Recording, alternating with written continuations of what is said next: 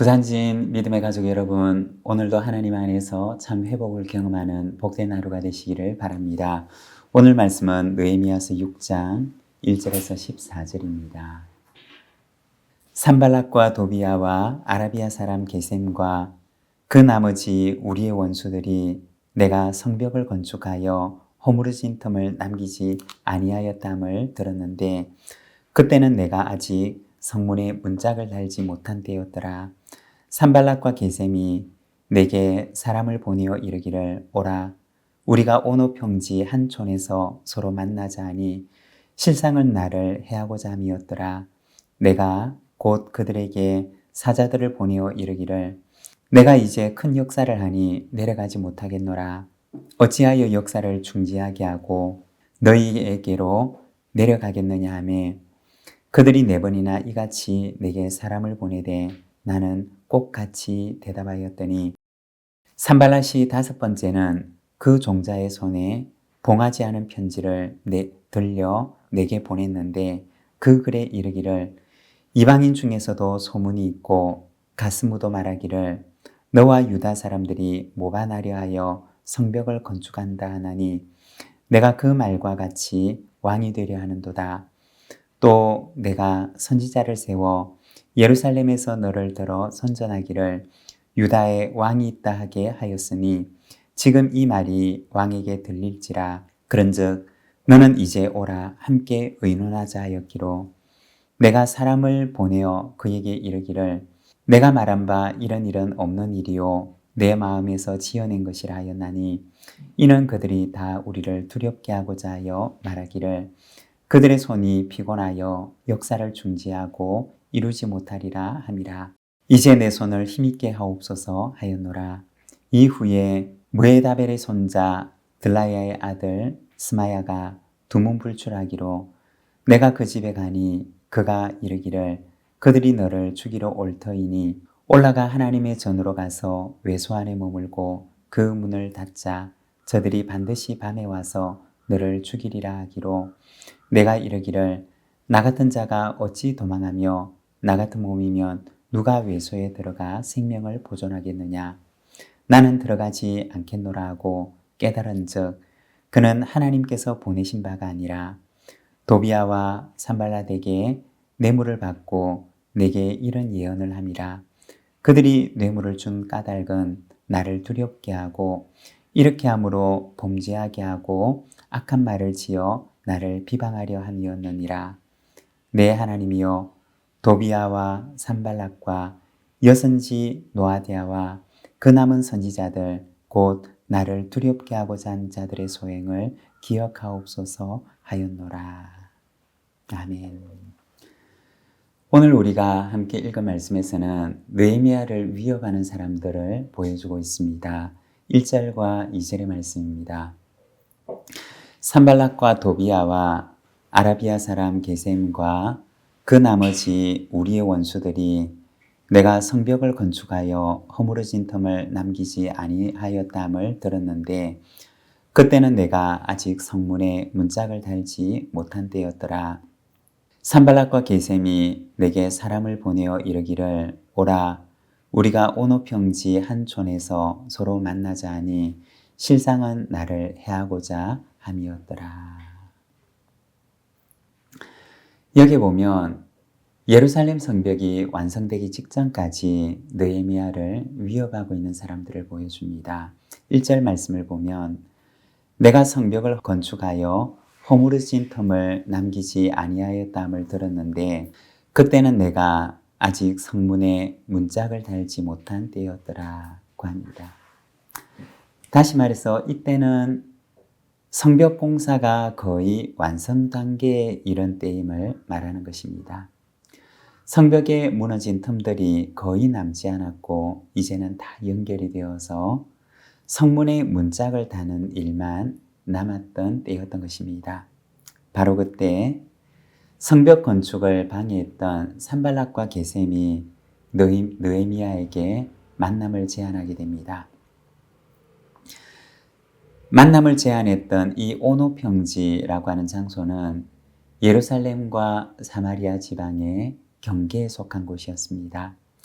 어떻게 보면 이 두 지역의 중간 지점이니 가장 중립적인 곳이고 또 합리적인 지역에서 만나자고 선택한 것처럼 제안된 것처럼 보입니다. 그러나 이 제안 속에는 사실 나쁜 의도가 숨겨져 있었습니다. 이 장소에서 느헤미야를 해하려고 하는 그런 의도가 숨겨져 있었던 것입니다. 느헤미야는 그들의 요구에 응하지를 않습니다. 그러자 그들은 더 강한 위협으로 느헤미야를 압박하게 됩니다. 5절에서 7절의 말씀입니다. 산발랏이 다섯 번째는 그 종자의 손에 봉하지 않은 편지를 들려 내게 보냈는데 그 글에 이르기를 이방인 중에도 소문이 있고 가스무도 말하기를 너와 유다 사람들이 모반하려 하여 성벽을 건축한다 하나니 내가 그 말과 같이 왕이 되려 하는도다. 또 내가 선지자를 세워 예루살렘에서 너를 들어 선전하기를 유다에 왕이 있다 하게 하였으니 지금 이 말이 왕에게 들릴지라 그런즉 너는 이제 오라 함께 의논하자 하였기로. 느헤미야가 만나자고 하는 제안에 응하지를 않게 되자 협박하는 편지를 보내게 됩니다. 특히 봉인하지 않은 편지를 보내게 되는데 당시 총독들 간에 주고받는 문서는 임봉을 해서 그 내용을 볼 수 없도록 하는 것이 관례였습니다. 그런데 그 안의 내용을 다 들여다볼 수 있도록 봉인하지 않은 채로 편지를 보냈던 것입니다. 그리고 그 안에 들어있는 내용은 첫째, 예루살렘 성벽을 건축해서 느헤미야가 왕이 되려고 한다는 소문이 들린다는 것이었습니다. 그리고 두 번째는 느헤미야가 선지자를 세워서 유다에 왕이 있다고 사람들에게 선전을 하고 선동을 한다는 것이었습니다. 그런데 이 일은 당시 상황에서는 아주 민감하고 예민한 문제였습니다.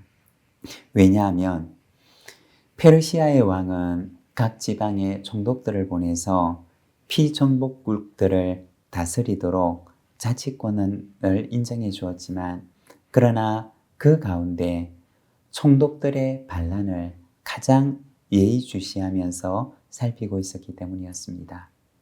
그러니 이러한 거짓된 소문들은 그 자체만으로도 굉장히 큰 위협이 될 수가 있었던 것입니다. 이렇게 마지막까지 느헤미야를 위협하는 사람들을 보여줍니다. 이러한 위협의 목적은 무엇이었을까요? 9절에 보면 이렇게 말씀을 합니다. 이는 그들이 다 우리를 두렵게 하고자 하여 말하기를 그들의 손이 피곤하여 역사를 중지하고 이루지 못하리라 함이라. 이제 내 손을 힘있게 하옵소서 하였노라. 이렇게 하는 목적은 바로 느헤미야를 두렵게 하고자 함이었습니다. 느헤미야의 마음속에 두려움을 주어서 하고 있는 일을 중지하도록 하기 위함이었습니다. 이것이 바로 위협의 목적이었던 것입니다. 돌아보면 우리의 인생에도 두려움이 찾아올 때가 있습니다. 그런데 그 중에 많은 두려움은 또한 거짓된 두려움이기도 합니다. 비록 거짓된 두려움이라 할지라도 그것은 우리의 삶을 위협합니다. 우리를 낙심케 만들고 하던 일을 중단하게 만들고 또 의욕을 잃어버리게 만들기도 합니다. 오늘 본문에도 보면 두 번이나 반복해서 느헤미야를 두렵게 하고자 했던 시도에 대해서 말을 합니다. 이것은 당시 느헤미야가 얼마나 큰 내적 두려움과 싸워야만 했는지를 보여주는 말입니다. 느헤미야는 어떻게 그 두려움을 이겨낼 수가 있었을까요?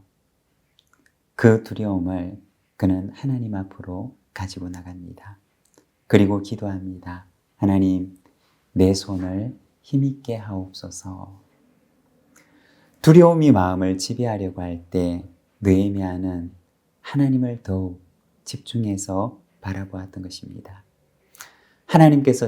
하나님께서 전날 주셨던 비전, 그리고 하나님께서 그에게 행하셨던 일들, 그리고 여기까지 이렇게 인도하신 것, 그는 하나님께서 행하신 일들을 더 깊이 묵상하며 하나님을 바라보았습니다. 그리고 두려움에 매몰되지 않도록, 두려움에 매몰되어서 지금 이 비전을 향해 나가는 일이 멈추지 않도록 그는 하나님께서 그에게 두려움을 이길 수 있는 힘을 주실 것을 기도합니다. 여러분, 때로는 우리의 삶 속에도 두려움이 찾아올 때가 있습니다. 그러나 그때 하나님께서 나의 인생 가운데 행하셨던 일들을 기억합시다. 나를 두렵게 하고자 하는 사탄의 소리에는 귀를 막고 하나님의 소리에 우리의 귀를 기울입시다. 그리고 하나님의 선하심을 묵상합시다. 하나님을 바라볼 때 두려움을 이기는 평안과 힘을 하나님께서 우리에게도 허락해 주실 줄 믿습니다. 기도하겠습니다.